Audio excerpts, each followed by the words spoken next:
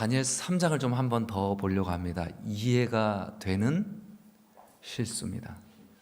우리가 신앙 안에서도 여전한 우리의 관성, 우리의 습관이 반복되고 또 우리의 생활 방식이 반복되고 우리의 사고 방식이 반복됨으로써 우리가 반복적으로 관성처럼 저절로 가게 되는 우리의 실수, 느부갓네살을 통해서 그런 우리의 모습을 좀 돌아보려고 합니다.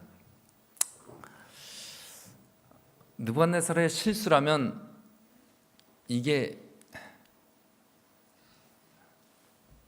가장 큰 실수겠죠? 그죠? 하나님께서 그에게 보여주신 이 세상에 대한 하나님의 역사를 다 보여주셨음에도 불구하고 느부갓네살이 이해가 되는 실수입니다. 왜냐하면 그때 신하들 중에 많은 부하들을 느부갓네살이 직접 나서서 뭐 해야 했다고요? 피를 흘리며 반역을 진압해야 할 만큼 그런 반란이 일어났었다고요.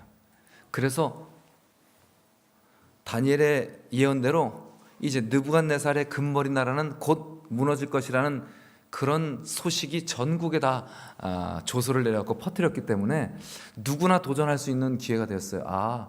하나님께서, 위대하신 하나님께서 예언하셨다면 느부갓네살이 무너지고 그 다음 나라가 내가 되지 않을까 하는 이런 공격이 있을 수 있었습니다. 그래서 느부갓네살이 금머리에서부터 아래까지 다 금으로 치장한 이 신상을 세우고 모두에게 굴복, 충성을 맹세시킨 것은 충분히 이해가 되는 실수입니다. 그렇죠? 하나님께서 우리 재림 성도로 느부갓네살을 부르셨는데 재림 성도 초신자가 된 느부갓네살이 여러 가지 상황에 이 침례받고 나서 성령의 침례를 받고 나서 이 시험에 드는 것과 같습니다. 이런 시험이 오니까 느부갓네살이 이해가 되는 실수를 했을까요? 이해가 됩니까? 우리 성도님들? 이해가 됩니다. 예언적으로 하나님이 요 머리까지만 자기라고 했으면 나머지 도전자들이 수없이 생겨날 것 아닙니까? 그래서 아주 확 처음부터 다 잡아놓을 필요가 있었습니다. 그래서 큰 신상을 만들고 모든 바벨론 제국에 있는 그런 방백들, 그런 관리들을 다 모아서 금나라가 영원할 것이다. 그러니까 더 이상 뭐 하지 마라? 덤비지 마라 라는 실수를 합니다. 그런데 우리가 잘 아는 대로 하나님 외에는 절대로 다른 신을 섬길 수 없는 다니엘과 그의 친구들은, 세 친구가 그곳에서 느부갓네살 왕의 입장은 이해하나 그러나 저것을 하나의 신상으로 만들어서 그것에 절하게 하는 것은 왕에게 절하는 것뿐만 아니라 다른 신에게 절하는 것이기 때문에 그들은 저것을 순종할 수가 없었습니다. 다 엎드려 있는데 고개를 쳐든 사람들이 세 친구가 뒷짐을 지고 또 엄숙하게 저렇게 신상에 절하지 않는 모습을 고발하게 됩니다. 느부갓네살이 불렀죠. 내가 말하지 않았느냐, 이 신상에 절하지 않는 자는 저 풀무불에 다 던져 넣을 것이라고 하지 않았느냐. 너희들 다시 한번 기회를 줄 테니 이 관현악단에 큰 음악이 울려 퍼지면 너희들 다시 한번 절해다오 라고 인간적인 부탁을 했습니다. 그러나 우리가 잘 아는 말씀대로 이렇게 만약에 너희를 내가 저 풀무불에 던져놓으면 너희를 저 풀무불에서 건져낼 신이 어디 있겠느냐, 너희 신이 과연 너희를 저기서 내 손에서 건져낼 수 있겠느냐, 이렇게 도전했습니다. 그러나 세 친구는 단호하게 말합니다. 말할 필요도 없이 하나님이 우리를 능히 이 불에서 건져내실 것이고 그렇게 하지 아니하실지라도 우리는 이 신상 앞에 절할 수가 없습니다. 그랬더니 19절에 보면 느부갓네살이 낯빛을 변합니다. 낯빛을 바꿔요. 이때까지는 화가 펄컥 나서 노를 발하고 분을 발아서 끌어오라 했는데 세 친구를 보고서는 다시 치근한 마음, 또 그들과 같은 또 나누었던 깊은 우정 때문에 얼굴을 누그러뜨려서 너그럽게 이렇게 호소를 했습니다. 그러나 그들이 단호하게 거절하자 낯빛을 바꿨다고 합니다. 낯빛을 변하여 너무 분이 가득해서 인간적인 배반감, 또 다른 사람들 앞에서 자기가 자기 위신이 깎이는 그 엄청난 이 체면, 왕으로서의 체면, 이 모든 것이 그 앞에서 무너지자 낯빛이 변했습니다. 얼굴빛을 바꾸고 명령하여 7배나 뜨겁게 하라고 합니다. 그리고 던져놓던 사람들은 다 불이 붙어서 이렇게 쓰러져 죽었지만 그곳에서 그들이 타지도 아니하고, 느부갓네살이 보자 우리가 잘 아는 대로 내가 불 가운데로 지날 때 타지도 않을 것이요 불꽃이 너를 사르지도 못하리니 대저 나는 내 여호와 내 하나님이요 이스라엘의 거룩한 자요 너를 구속하는 자임이라. 가만 보니 3명이 아니라 4명인 것입니다. 왕이 말합니다. 우리가 불 속에 던진 사람은 3사람 아니었느냐? 그렇습니다. 그런데 저기 결박되지 않고 다 묶이지 않은 4사람이 있다. 그 중에 하나는 신의 아들과 같도다. 선지자왕에 보면은 이 다니엘의 3 친구들은 그들이 하나님을 어떻게 섬겼는지, 하나님께서 그들에게 꿈을 어떻게 보여주셨는지, 그들이 섬기는 하나님은 어떤 분이신지 이야기했다고 했습니다. 그리고 다시 오실 하나님의 아들, 이 신들의 아들 같도다라고 말하는 것이 그냥 나온 게 아니라 우리 민족은 하나님께서 우리를 위해서 우리를 구하러 오실 메시아를 기다리고 있습니다. 다윗의 아들 메시아를 기다리고 있습니다. 그분께서 우리 민족을 구해 주실 것입니다. 이런 믿음을 공공연하게 말했기 때문에 느부갓네살이 저 4명을 보면서 저 한 명은 신들의 아들 같도다 라고 말했다고 말합니다. 우리가 이 말씀을 잘 압니다. 분명히 하나님께서 그들을 건지시는 모습을 보았습니다. 그리고 가까이 가서 부릅니다. 사드락과 메삭과 아벳느고야, 지극히 높으신 하나님의 종 사드락과 메삭과 아벳느고야, 나의 종 부르지 않고 지극히 높으신 하나님의 종 사드락과 메삭과 아벳느고야, 불 속에서 나오라. 이리 나오라. 불 속에서 나오지요? 다 나옵니다. 머리털도 걸리지 않고 겉옷빛도 변하지 않고 불탄 냄새도 없이 나왔습니다. 하나님께서 열과 냉을 주관하신 하나님께서 이 불길을 주관하셔서 그 불길을 무력화시키고 불길에 태우는 능력을 무력화시켰다고 말씀합니다. 아예 무력화시키셨습니다. 불도 물도 주관하시는 하나님께서 말입니다. 그 다음에 이제 느부갓네살의 첫 번째 실수는 우리가 넘어갔습니다. 이제 한번 보십시오. 이 사람들을 본즉 불이 능히 그 몸을 해하지도 못하였고 머리털도 그슬리지 아니하였고 고이빛도 변하지 아니하였고 불탄 냄새도 없었더라. 자, 그 다음에 제가 주목하는 오늘 느부갓네살에게 충분히 우리가 이해할 만한 실수, 여기까지는 아닙니다. 실수의 전 단계입니다. 한번 읽어보겠습니다. 다 같이 읽습니다. 시작.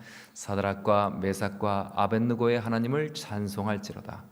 그가 그 사자를 보내사 자기를 우려하고 몸을 바쳐 왕의 명을 거역하고 그 하나님 밖에는 다른 신을 섬기지 아니하며 그에게 절하지 아니한 종들을 구원하셨도다. 하나님을 찬송하는 이 장면, 이건 실수 아니죠? 예, 이거 참 아름답습니다.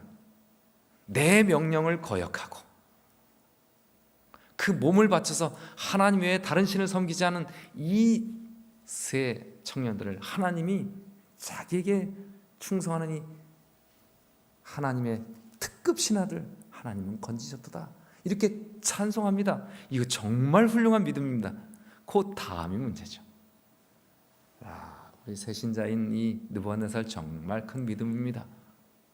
그런데 이 신앙 고백이 실수로 끝맺게 됩니다.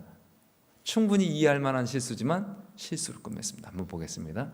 그러므로 내가 이제 조서를 내리노니 각 백성과 각 나라와 각 언어로 말하는 자가 모두 사드락과 메삭과 아벳느고의 하나님께 경솔히 말하거든 그 몸을 쪼개고 그 집을 거름터로 삼을지니 이는 이같이 사람을 구원할 신이 구원할 다른 신은 없음이라.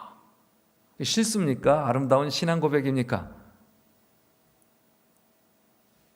우리는 이 장면에서 아주 드라마틱한 장면, 정말 가슴을 뭉클하게 하는 하나님의 능력을 보게 됩니다. 그런데 이곳에서 누구의 실수가 드러납니까? 느부갓네살 왕의 실수예요. 어떤 실수입니까?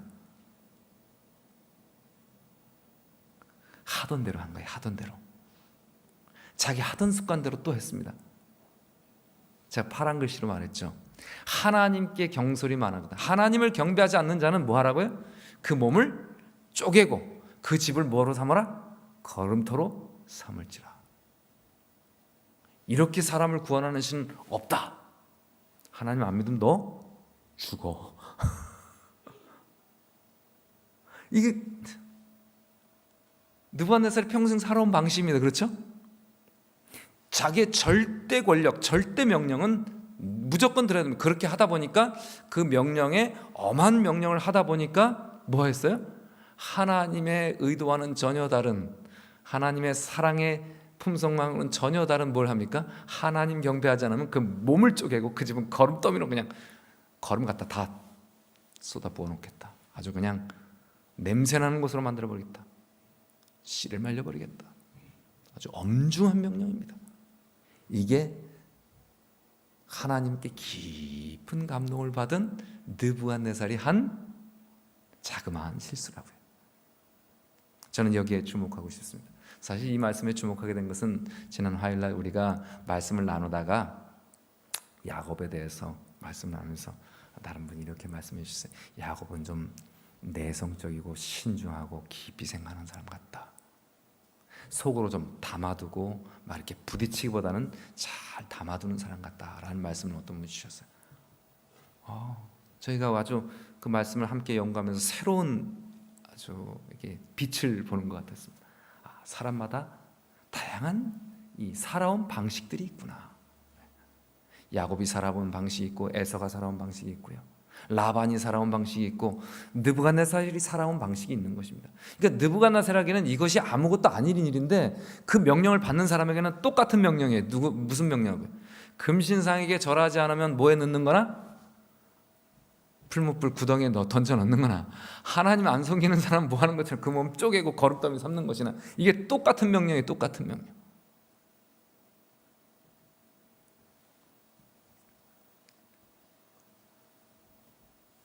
그래서 선지자왕은 이렇게 그의 실수를 정확하게 지적합니다. 이같이 느부갓네살이 조서를 몇 번 내리죠. 2장에서도 하나님을 찬양하고 하나님 섬기라. 3장에서도 이 친구들을 구해내는 하나님을 이렇게 너희들이 찬송하고 하나님을 경배하라. 4장에서도 나를 구원하신 하나님을 찬양하라. 조서를 몇 번 내리는데 이 조서와 말로서 자기가 가진 확신을 세상 만민에게 널리 알리고자 노력했다. 이건 그의 전도 방법입니다. 느부갓네살의 전도 방법이었어요. 그리고 하나님께서는 당신께 경의를 나타내고 충성하겠다는 고백을 자기의 온 영토에 알리고자 하는 이 왕의 노력을 보시고 아주 기뻐하셨다고요. 느부갓네살이 자기가 받은 은혜, 자기가 받은 복음을 모든 백성에게 알리고자 하는 그 마음을 보고 하나님은 기뻐하셨다고요. 왕이 공중 앞에서 하나님 앞에 자복하고 내 명령을 거역하고 불덩이 가운데 불구덩이에 들어갔다가 정말 백색 불길이 날 정도로 아주 도자기를 굽는 백색 불길이 날 정도로 철을 진흙도 녹아내릴 만한 그런 뜨거운 불길에 집어넣었어도 하나님이 그들을 보호하신 그것, 내 명령을 거역한 저들을 구원한 하나님, 자기 신하들을, 자기 백성을 구원하는 하나님 찬양하라. 이거 얼마나 위대한 겸손한 고백입니까? 왕 공중 앞에서 하나님 앞에 자복하고 다른 모든 신들 위해 하늘의 하나님을 높이려고 한 노력은 옳은 일이었으나 그의 신하들에게 무슨 신앙을 고백해요? 자기와 똑같은 신앙을 고백을 하라고 뭐 하는 거예요? 강요하는 걸로써 이 느부갓네살은 권리를 남용을 했다고요. 늘 하던 일이니까요. 왕이 그냥 한번 말하면 그냥 되는 거니까 살아오던 방식대로 그냥 했는데 그 열정과 그 뜨거운 마음, 그 열심은 하나님이 기쁘게 받으셨으나 그러나 선자는 이 글에서 정확히 우리가 놓치지 말아야 될 것을 딱 지적하고 있습니다. 참 놀라운 기별이었습니다. 저에게. 자, 보시죠. 하나님을 경배하지 않으면 죽이겠다고 하는 위협은 그가 금 우상에게 절하기를 거절한 자들에게 모두 불 속에 던져 넣으라는 명령과 똑같은 명령이라고요. 금신상 불구덩이 절 안 하면 던져 넣겠다나, 하나님 이제 바로 그냥 180도 딱 바뀌어갖고 이번에 또 누구요? 하나님 경배 안 하면 너희 또 죽인다. 이래도 죽고 저래도 죽겠다는 명령이에요. 하나님은 결코 이런 명령을 원하지 않으셨습니다. 하나님께서는 결코, 다 같이 읽습니다. 시작. 하나님께서는 결코 인간의 순종을 강요하지 않으신다. 하나님께서는 모든 사람들이 저희가 섬길 자를 택하도록 놔두신다. 하나님은 금신상 그리고 그 앞잡이 느부갓네살과는 전혀 다른 분이십니다. 하나님은 자기에게 경배를 받으시길 기뻐하시지만 그냥 경배만 받으시는 것이 아니라 뭘 받기를 원하실까요? 하나님은 우리에게 사랑받기를 바라시는 분이십니다. 왜냐하면 우리를 정말 사랑하시기 때문이죠. 선지자왕 511페이지는 이 두 명령은 완전히 다른 명령이었다고, 느부갓네살 참 아름다운 신앙으로 발전을 하지만 그러나 그 중에 꼭 우리에게 짚어줘야 될 것을 한 점 딱 짚어주셨습니다. 하나님은 절대로 인간의 순종을 강요하지 않으신다. 그러나 순종을 강요하며 살았던 이 느부갓네살은 그렇게 할 수밖에 없었던 것을 우리는 충분히 이해가 되는 실수입니다. 이건 얼마든지 이해가 되는 실수예요. 그렇죠? 그렇다면 우리 성도님들에게는 이해가 되는 실수가 많습니까? 적습니까? 느부갓네살 참 아름다운 느부갓네살 얘기를 통해서 오늘 우리를 바라보길 원합니다. 우리도 어떨 때는 느부갓네살처럼 뜨거운 경험은 하지 못하지만 그래도 하나님의 말씀을 받고 은혜를 받을 때 우리 마음에도 하나님을 향한 결심이 서고 또 충성스러운 마음이 생기고, 그럼에도 불구하고 우리가 살아온 어떤 우리의 습관이라는 이 관성의 법칙이 탁 갔다 오면 탁 요만큼 와야 되는 것처럼요. 스프링에 누르면 다시 튀어오르는 것처럼요. 고무줄을 당기면 다시 돌아가는 것처럼요. 우리의 살아온 방식은 이렇게 쉽게 그렇게 간다는 것입니다. 이걸 프레임이라고 하는데, 프레임은 이런 틀이겠죠. 제가 이렇게 틀 안에 이렇게 다 가리고 요만큼만 있으면 성도님들은 저희 요 모습만 봅니다. 그죠? 뒤에 모습도 옆모습도 못 보고 딱 제 얼굴, 제가 앞통수보다 뒤통수가 좀 난데, 근데 이 뒤통수 밑에는 또 못생겼죠. 재비추리가 있어서 제가 보이고 싶은 자리, 안 보이고 싶은 자리, 그래서 사람들은 얼짱각도, 자기가 가장 잘 나오는 사진 각도를 보여주려고 합니다. 그러나 전체를 볼 수가 없어요. 딱 그만큼밖에 볼 수가 없는 것입니다. 그게 보고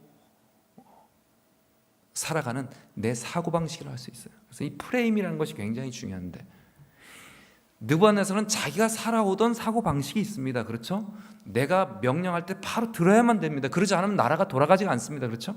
그래서 그 방식대로 하나님에 대한 충성과 또 경배와 자기의 신앙 고백까지도 똑같은 방법으로 전도를 하려고 했어요.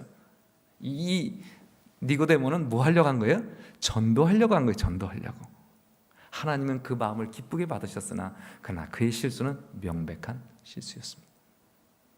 물론 하나님께서는 사장을 통해서 그의 프레임을 바꿔주시고 그를 다시 한번 그의 실수를 이해하시고 또 회복시킬 수 있는 좋은 기회를 주십니다. 그러니까 내일 제가 좀 더 깊이 연구해 보겠습니다. 저는 오늘 이 느부갓네살의 이 살아온 방식을 통해서 오늘 우리를 좀 보길 원합니다. 나이가 50이 넘어가면 자꾸 이 방어적으로 바뀐다고 합니다. 근데 한 60, 70 되면 이런 말이 나온다 그래요. 이 나이에 내가 뭐하러? 근데 이 프레임이라는 어떤 그 사고 방식이나 생활 방식을 제가 말씀드렸는데, 성취하는 사람, 뭘 일을 성취하는 사람은 어떤 프레임을 갖고 있냐면, 그런 사고방식을 갖고 있냐면, 뭔 일이든지 접근하는 프레임을 가지고 있다. 근데 안주하는 사람, 좀 별일 없이 무난하게 좀 지내길 원하는 사람은 무슨 일을 만날 때 할 수 있으면 회피하려고 한다. 접근하는 사람과 할 수 있으면 회피하려고, 공격적으로 나서는 사람과 어떤 사람은 조심하는 사람, 성격이 다 다르다. 살아온 방식이 있으니까요. 그래서 성취하는 사람은 그 밑에 보상에 주목하기에, 내가 얻게 될 이 보상의 크기에 집중하고, 이렇게 열심히 하면 이게 얼마나 커질지, 이것에 대해서 열광을 하고 이렇게 열심히 나가는 것입니다. 그런데 또 소극적인 사람, 또 아주 침착한 사람, 그리고 원만하길 원하는 사람, 여러 가지를 좀 안주하는 사람은 실패 가능성, 성공 가능성, 성공의 어떤 열매보다는 실패 가능성에 주목한다고요. 좀 비약적으로 말하면 99%가 성공된다고 해도 1% 실수해서 그걸로 오는 아픔을 조심한다고요. 그래서 잘 안 나선다고요. 여기 보면 보상의 주목 크기에 집중하고 열광하는 이 성취 지향적인 이 접근하는 사람과, 이 두 번째 안주하는 사람은 실패 가능성을 주목해서 자칫 실수하면 그것으로 나에게 큰 처벌과 그 아픔을 겪을까 봐, 그 아픔이 얼마나 클까에 영향을 받아서 할까 말까를 결정짓는다. 사실은 어르신들은 연세가 들면, 어떤 분이 저한테 말해요. 연세가 들면, 이 직장생활을 오래 한 분들이 그런 말씀을 했어요. 저는 직장생활을 많이 안 해봐서 잘 모릅니다. 그런데 직장생활을 많이 하면 이 나이가 들고 지위가 높은 사람일수록 자기한테 언짢지 않은 사람에게, 때로는 언짢은 사람이 자기를 교정하고 자기의 실수를 막아줘서 자기를 더 발전시킬 수 있어도, 나이가 들수록 높아질수록, 지위가 높아질수록 자기 귀에 듣기 좋아하는 말을 하는 사람들을 선호하게 돼 있다고 합니다. 근데 제가 심리학책을 읽어보니까, 프레임이라는 책을 읽어봤어요. 사실은 서울대 심리학과 교수가 쓴 프레임이라는 책을 읽어보니까 거기 그대로 나와 있어요. 이렇게 나와 있습니다. 연세가 많이 드신 분일수록 내가 이 나이에 이렇게 갈등하면서 힘들게 지낼 필요가 없으니까, 가급적이면 내 남겨진 이 소중한 시간을 편하고 즐겁게 보내기 위해서 가급적이면 뭐 하는 거예요? 중역들이나 이런 사람들이 듣기 좋은 사람에게 귀 기울이는 것처럼 그렇게 된다는 거예요. 연세가 들면 남은 시간이 소중하기 때문에 그렇죠. 이 나이에 내가 뭐하러? 근데 젊은 사람들은 어떻게 하냐? 젊은 사람들은 내가 살아온 날보다 살아갈 날들이 더 많기 때문에 부딪히고 힘들어도 그 뒤에 있을, 그 개선되고 바뀐 이후에 있을 그 열매들을 생각하기 때문에 막 접근한다는 거죠. 그래서 안주하는 사람은 이 나이에 내가 못하러 그걸 하나, 그리고 다행이다, 안 하기를 잘했다, 이렇게 하기가 쉽다는 거예요. 이게 살아온 방식들이 다 다르고, 연세에 따라서 다 다르고, 이게 다 다르다는 거죠. 저는 지난 화요일 날 야곱의 성격에 대해서 말씀을 나눌 때, 야곱의 성격과 또 라반의 성격, 나의 성격, 우리의 성격들, 이게 어느 게 옳다 틀리다가 아닙니다. 얘기를 한번 볼까요? 느부갓네살을 한번, 참 어떻게 보면 귀여운 실수죠. 하나님께 너무 감동을 받아서, 하나님이 자기를 사랑하고 자기에게 충성하는 종들을 그렇게 아끼시는 모습을 보면서 감동받아서 그가 신앙 고백을 하나님 앞에 아름답게 드리는데 아주 귀여운 실수를 했어요. 그죠? 자기가 살아온 방식대로, 자기의 프레임대로 했습니다. 자, 그러면 느부갓네살을 생각하시면서 예수님과 베드로를 한번 생각해 보겠습니다. 저는 느부갓네살이 약간 베드로 닮았지 않았을까 하는 생각입니다. 이때 당시에 느부갓네살은 그렇게 나이가 많지 않았을 때, 한참 정복전쟁을 왕성하게 마칠 때, 아주 젊은, 저보다 나이가 아마 어렸을 것 같은 그런 아주 힘찬 시기였습니다. 어찌 보면 예수님과 베드로요, 느부갓네살처럼 가끔은 귀여운 실수를 하는 베드로를 예수님 끝까지 기다려주시고 이해해 주시고 믿어주셔서 정말 우리가 존경하고 사랑하는 베드로 같은 위대한 사도가 나왔습니다. 니고데모는 어땠을까요? 어쩌면 니고데모는 야곱 같은 신중한 사람이었을지 모르겠습니다. 예수님 만나고 바로 그 자리에서 개종하지 않았습니다. 그렇죠? 그 은위하면서 침착하게 뒤에 있으면서 때를 기다리고 더 확신 가질 때까지. 그러나 예수님께서 십자가에 달려 돌아가시면서 거듭난다는 것이 무엇인지, 자기가 가르쳐 주던 진리가 무엇인지 그가 껍질을 깨고 거듭나서 정말 위대한 사도로 섰습니다. 예수님이 니고데모를 채찍질하나 부지런히 채근하지 않으시고 기다려 주셨습니다. 도마는 니고데모보다 어쩌면 더 신중한 사람일까요? 베드로 같은 사람도 있고 니고데모 같은 사람도 있고요, 도마도 같은 사람도 있습니다.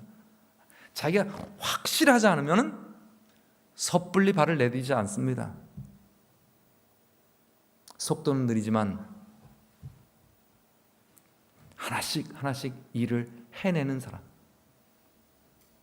도마는 그렇게 예수님의 손과 예수님의 옆구리를 만져보시는 예수님의 호소를 듣고 나서 그가 순교하고 순교의 길까지, 그 전에도 이미 우리가 주와 함께 죽으러 가자 할 정도로 이 마음의 결심하면 끝까지 하는 사람이었는데, 그가 죽음에까지 단 한 번도 만변하지 않은 예수님의 믿어주신 제자였습니다.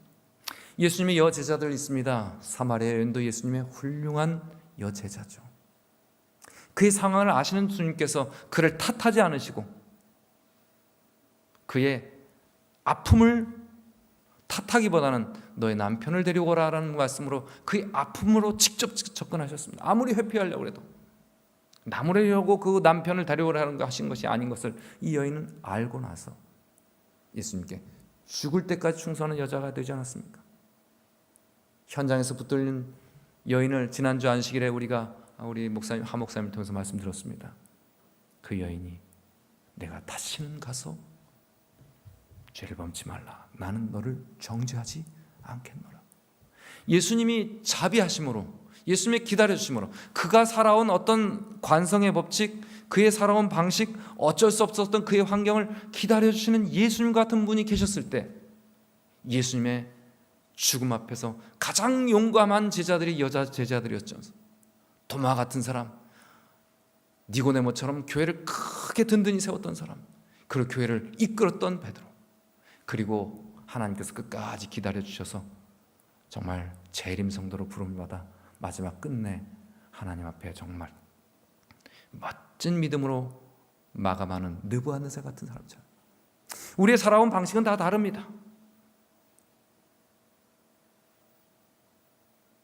그러나 하나님께서는 우리 모두가 살아온 방식이 다르기 때문에 바울과 바나바처럼 뭐 할 수가 있습니까? 의견이 다를 수가 있습니다.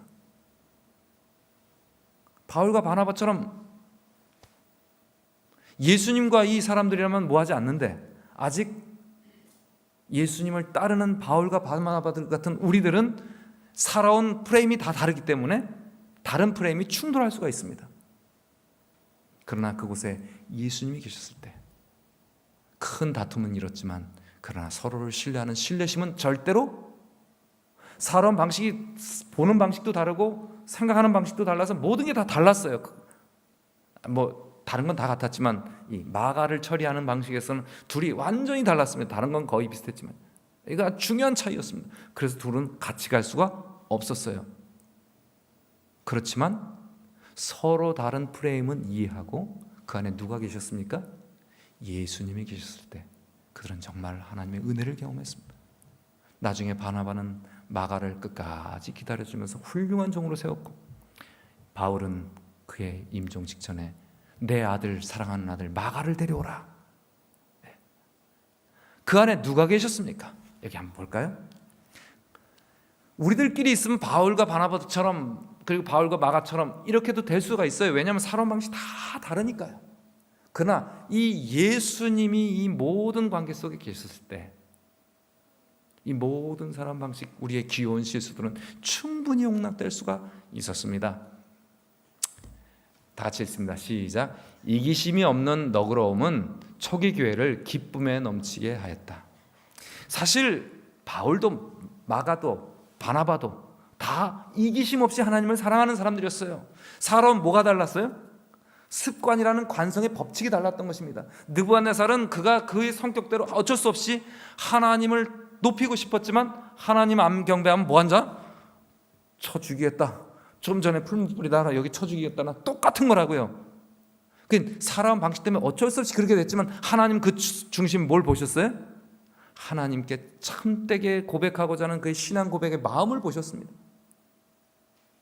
우리가 우리의 살아온 방식 때문에 서로 다른 것 때문에 바울과 바나바처럼 이렇게 충돌할 수 있지만 우리 마음속에 이기심이 없는 너그러움이 있다면 우리 교회는 초기 교회처럼 참 기쁨이 넘치는 교회가 될 것이라는 것입니다. 우리 성도님들 그렇게 믿으십니까? 우리가 이 하나님 앞에 연약함을 인정해야 합니다. 우리 살아온 방식이 다 있다는 것을 인정해야 합니다. 그리고 나라와 살아온 방식이 다른 사람도 인정할 수 있으면 좋겠습니다. 왜냐하면 우리 속에 그 모든 상황을 다 이해하시고 기다려주신 누구의 사랑이 있기 때문에? 예수님이 있기 때문에. 자, 한번 읽어봅니다. 시작. 성령의 성화가 아니고는 무엇이 이와 같은 관대함을 가져오게 할 수 있었겠는가? 신자들과 신자 아닌 사람들의 안목에 이것은 큰 은혜의 이적이었다. 서로를 이해하고 서로에게 관대할 수 있었던 이 모습, 왜냐하면 이게 서로 다르기 때문에 충돌할 수밖에 없는 게 당연한데도 이 교회 안에서 이기심이 없다 보니까 예수님이 그 마음속에 살아 움직이니까 이기심 없이 서로 관대해졌다고요. 그랬더니 이거야말로 이적이었다고요. 자, 다 같이 읽습니다. 시작.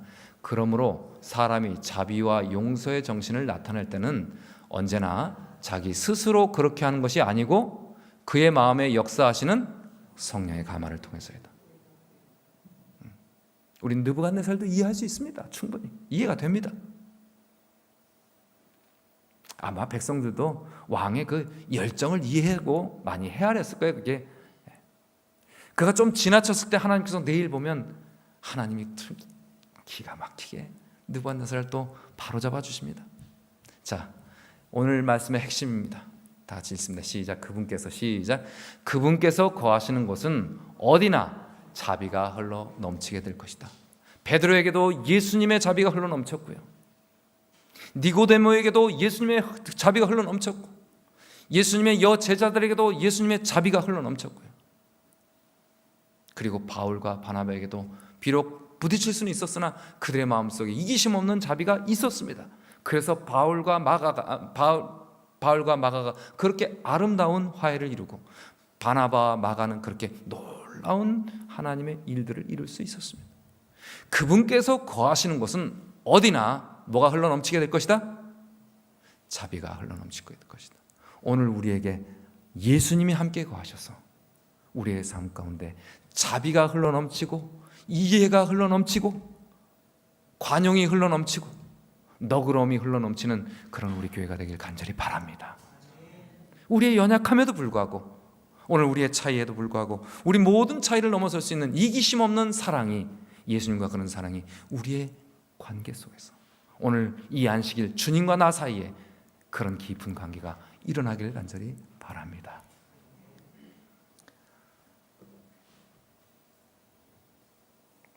기도하시겠습니다. 하나님 아버지,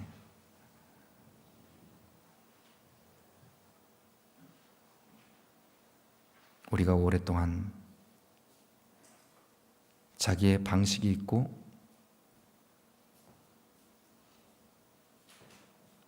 그 방식이 때로는 습관처럼 우리를 움직이게 합니다. 그래서 서로 다른 삶의 방식이 함께 이 교회에서 모여서 충돌할 때도 있고 또 깎이고 다듬어져 또 아름다운 원만한 이해까지 이르게 되기도 합니다.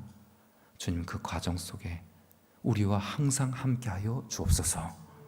그래서 느부갓네살이 참 좋은 감동 가운데 그의 실수가 잠깐 보여졌지만 그를 다듬으시고 하나님 앞에 귀하게 사용하셨던 것처럼 우리 모두 각자가 다 모난 부분들이 있고 연약한 부분들이 있고 각자 살아온 굳어진 방식들이 있지만 서로 그 모든 것을 이해하고 용광로처럼 녹여 주님께서 우리를 통하여 정말 우리 장로님 말씀하신 것처럼 이제 이 한국교회에 주목받는 교회, 주님께서 사랑하시고 믿어주시는 그런 봉두리 교회가 될 수 있도록 우리 모두를